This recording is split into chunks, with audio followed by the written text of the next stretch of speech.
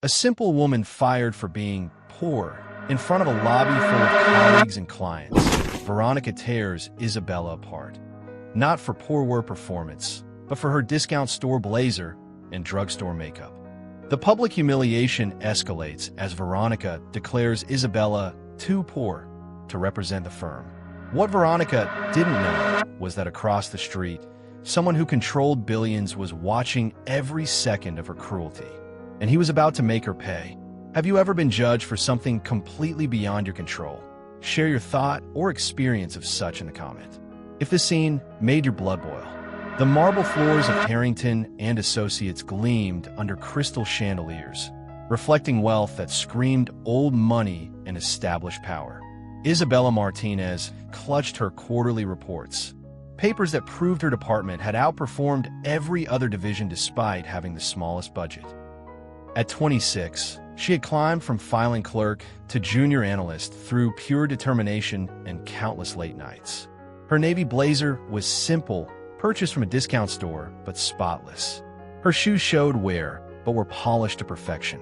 Every dollar she earned went toward her mother's medical bills and her brother's college tuition, leaving little for the designer wardrobes her colleagues flaunted. Veronica Harrington swept through the lobby like a storm in magenta Valentino, her heels clicking against marble with the rhythm of approaching thunder. At 23, she had inherited this prestigious investment firm along with her father's fortune and his contempt for anyone beneath her social class. Her perfectly manicured fingers twisted the ruby ring that had belonged to her grandmother, a habit those who knew her recognized as the prelude to cruelty. Isabella, the name cut through the morning bustle like a blade. My office. Now. Every conversation in the lobby stopped. Heads turned. Whispers began. Isabella's stomach dropped. She had been expecting this confrontation ever since her reports showed record-breaking profits. Success, she had learned, could be as dangerous as failure in Veronica's world. The corner office overlooked Central Park through floor-to-ceiling windows that framed Manhattan like an expensive painting.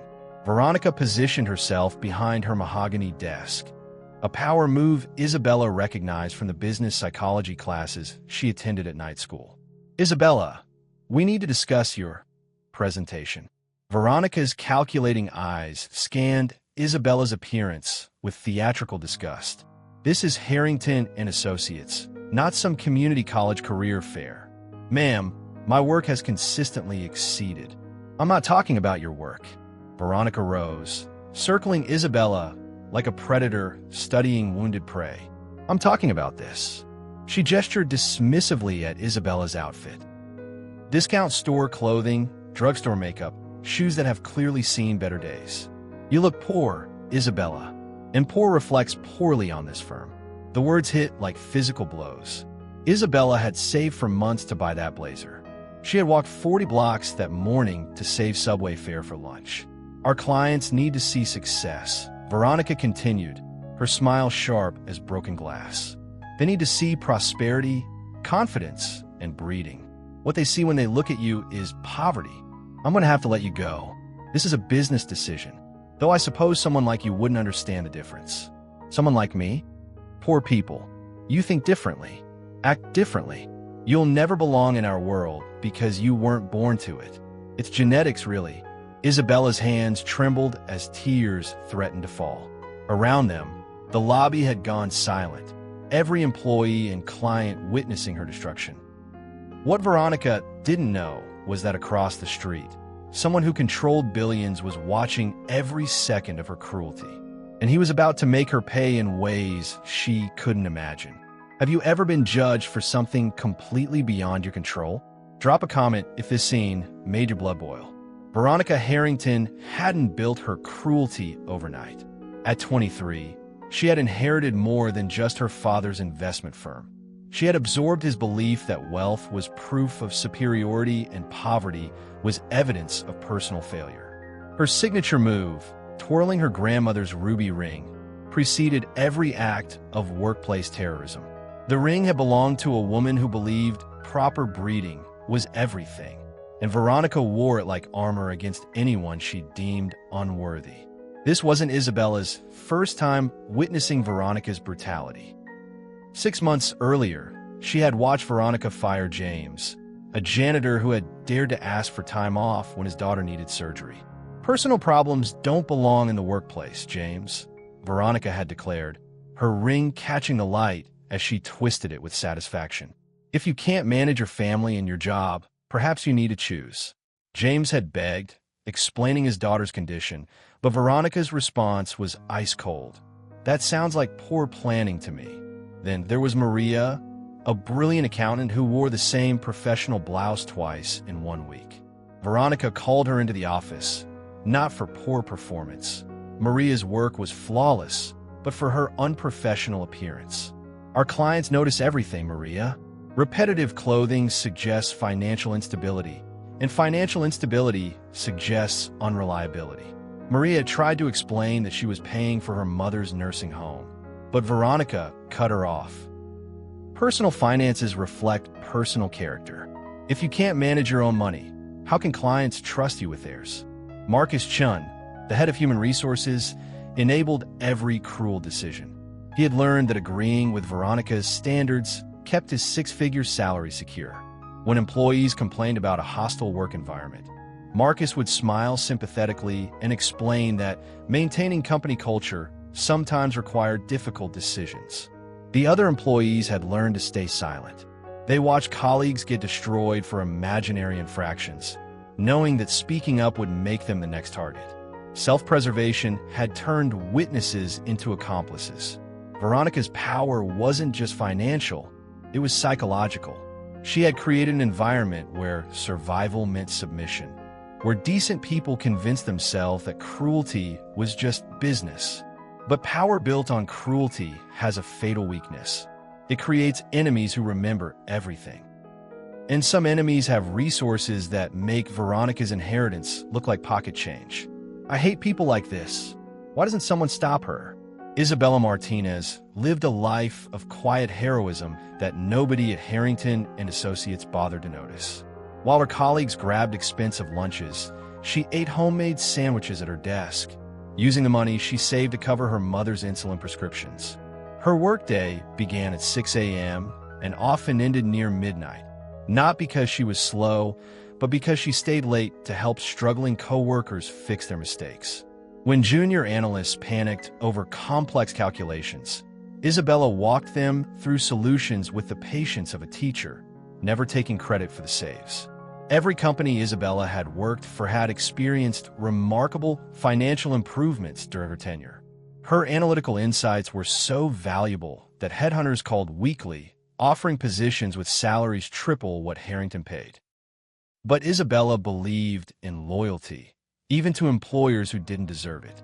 Her tiny apartment reflected her priorities.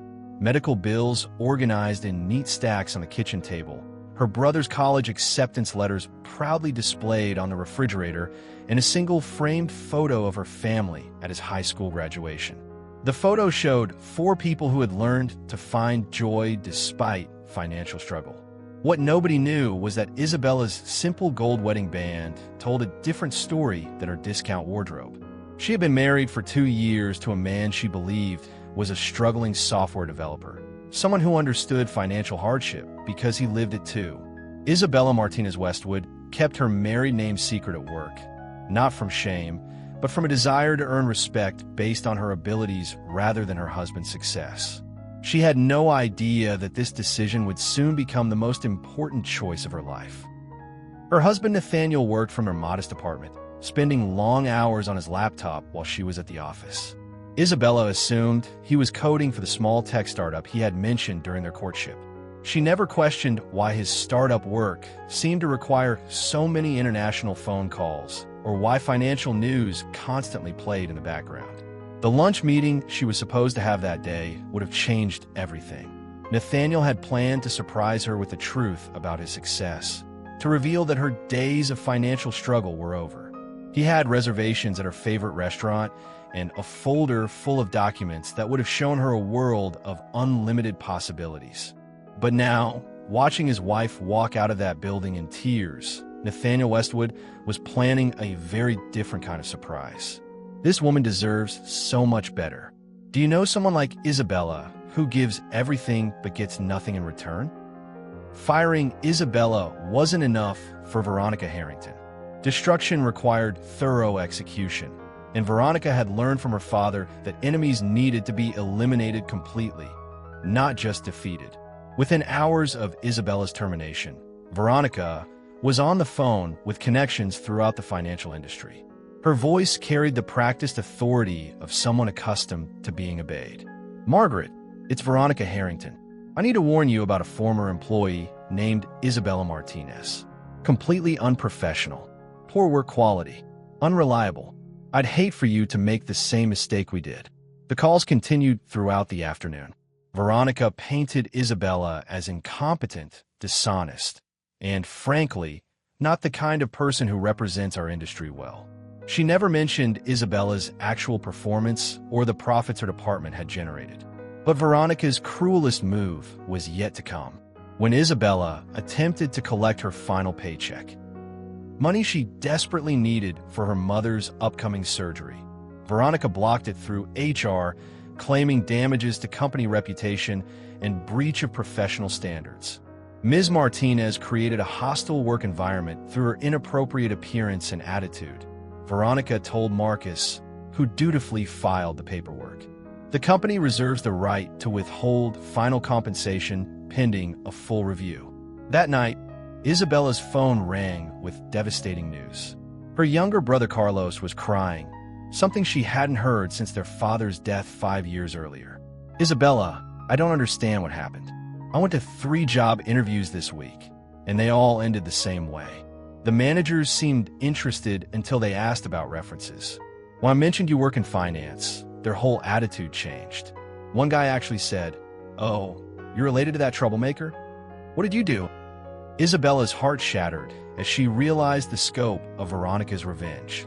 Her reputation, built over years of excellence, was being destroyed by whispered lies and professional gossip. Carlos continued through his tears. "I might have a dropout, Isabella. Without that part-time job, I can't afford next semester. And Mom's surgery, the hospital called. They need the deposit by Friday, or they'll postpone it again." Isabella stared at her reflection in her apartment window, seeing a woman who had played by every rule and lost everything anyway. Her mother needed surgery. Her brother's future was crumbling. And somewhere across town, Veronica Harrington was probably sleeping peacefully in her designer sheets. That night, Isabella made a call she had sworn she would never make. Because some lines, once crossed, demanded consequences that went far beyond anything Veronica could imagine. The woman who had judged her for being poor was about to discover what $8 billion of motivation could accomplish. This is absolutely disgusting behavior.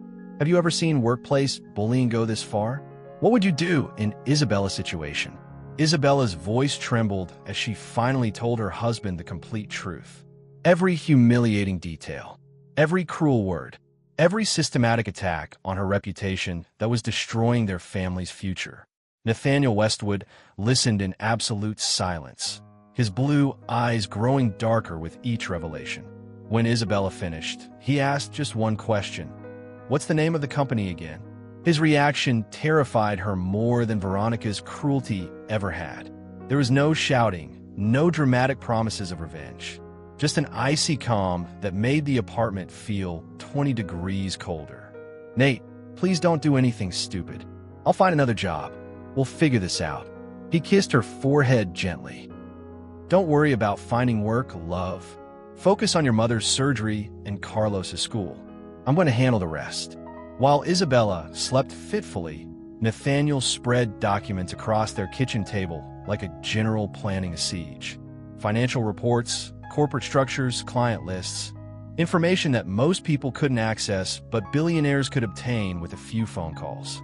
His right hand, scarred from building his first prototype in a garage years ago, traced connections between companies with surgical precision. Harrington and Associates wasn't just Veronica's playground.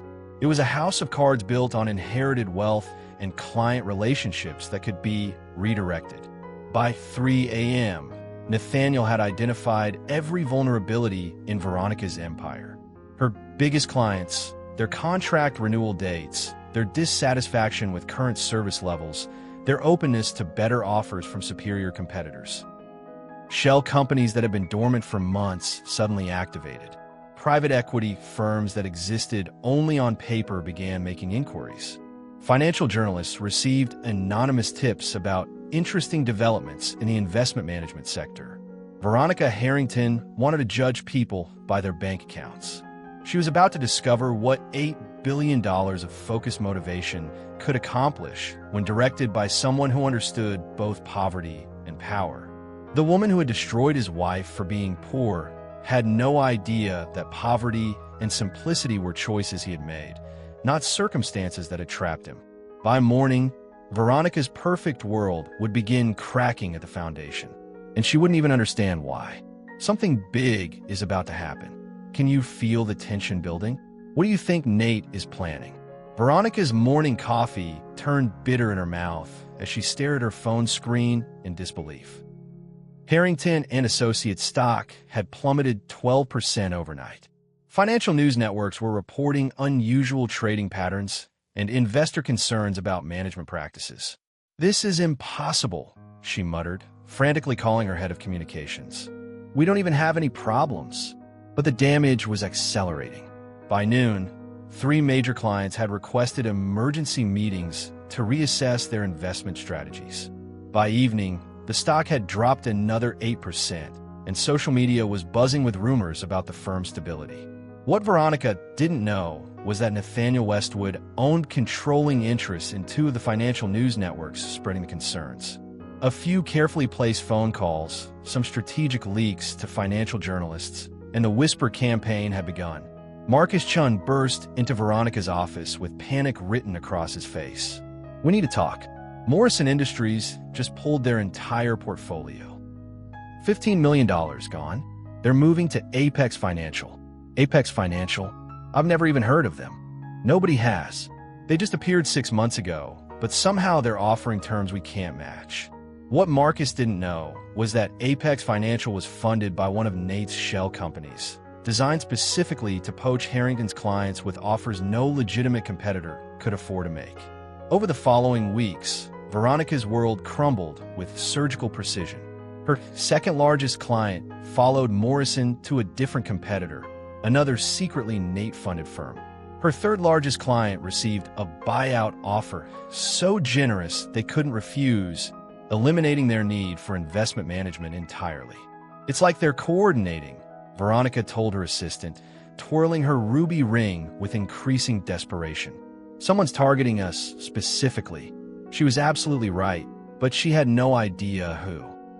Meanwhile, Isabella had found a new position at Meridian Analytics, a smaller firm that had offered her triple her previous salary and treated her with the respect she deserved.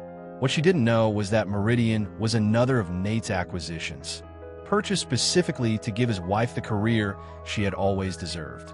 3 months into Nate's campaign, Veronica made a discovery that changed everything.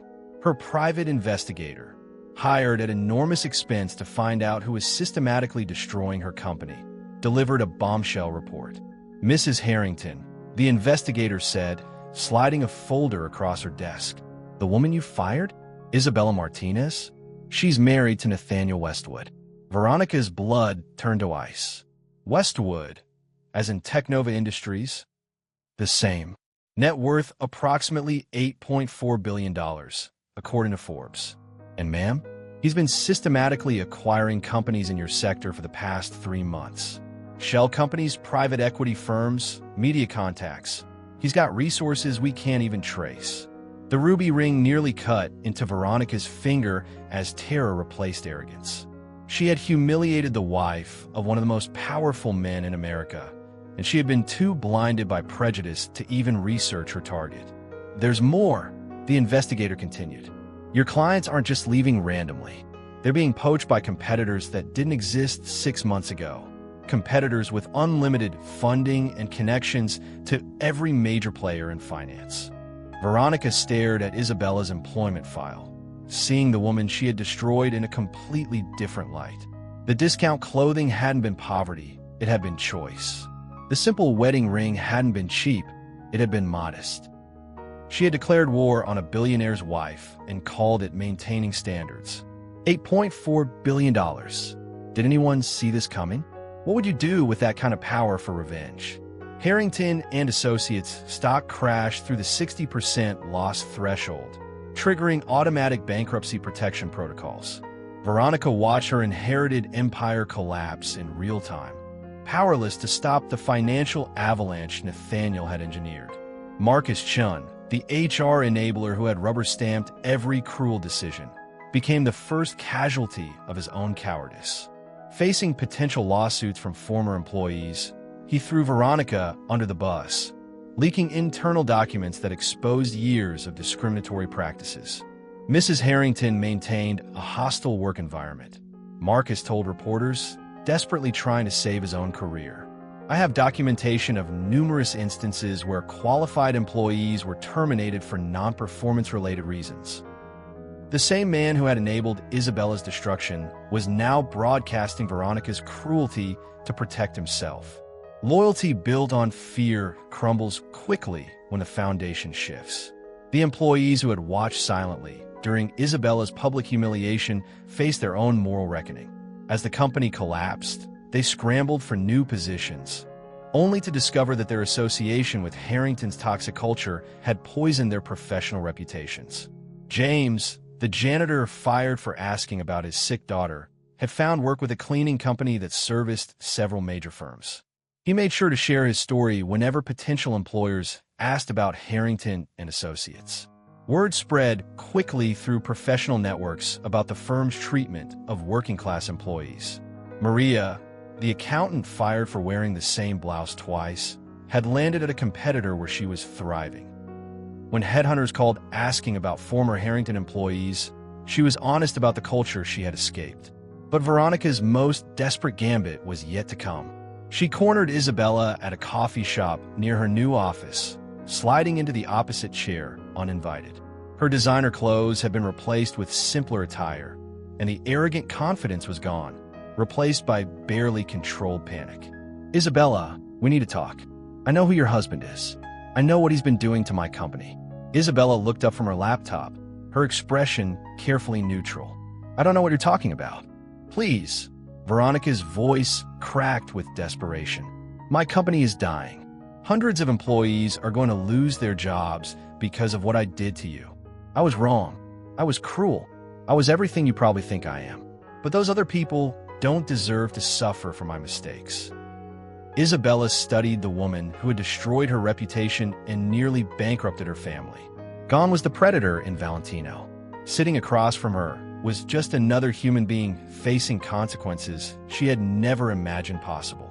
I'll make you a deal, Isabella said quietly. I'll try to stop my husband's campaign, but in exchange, I want something from you. Veronica's eyes widened with desperate hope. Anything. I want you to publicly apologize. Not to me. To every employee you've ever humiliated for not meeting your standards of wealth and breeding. And I want real changes, not just words. The hunter has become the hunted. Do you think Veronica deserves this chance at redemption, or should she face complete destruction? The press conference was scheduled for the following Friday. Veronica Harrington, wearing a simple black dress instead of her signature designer armor, stood before a room full of reporters and cameras. Isabella sat in the front row, Nathaniel beside her in his familiar modest suit. I want to apologize, Veronica began, her voice steady despite her trembling hands. I have allowed my prejudices and privilege to create a toxic work environment. I have judged employees based on their economic status rather than their abilities, and I have caused real harm to real people. The apology was specific, naming James and Maria and others she had wronged. For the first time in her life, Veronica Harrington was confronting the ugliness of her own behavior without excuses or justifications. But as she spoke, Isabella felt something unexpected: pity. This woman, for all her cruelty, was a product of a system that valued appearance over substance, inheritance over innovation. Breaking that system required transformation, not just destruction. In the months that followed, something remarkable happened. Veronica's public apology, rather than destroying her reputation, actually enhanced it. Clients who had been put off by her arrogance began to see her as someone capable of growth and genuine change.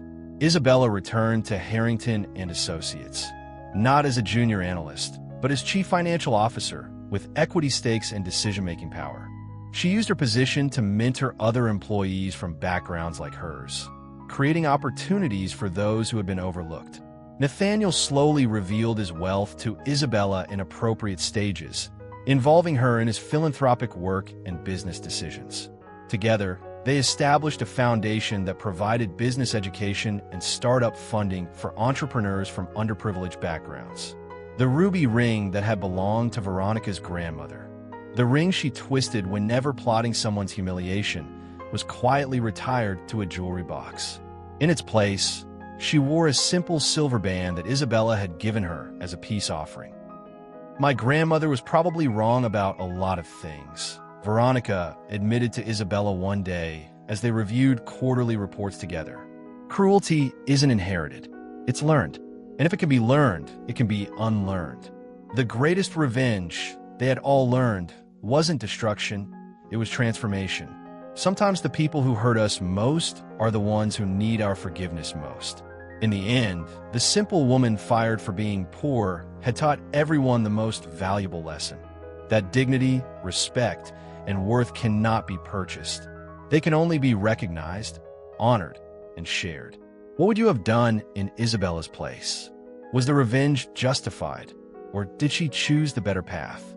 And here's the real question: do people like Veronica deserve second chances?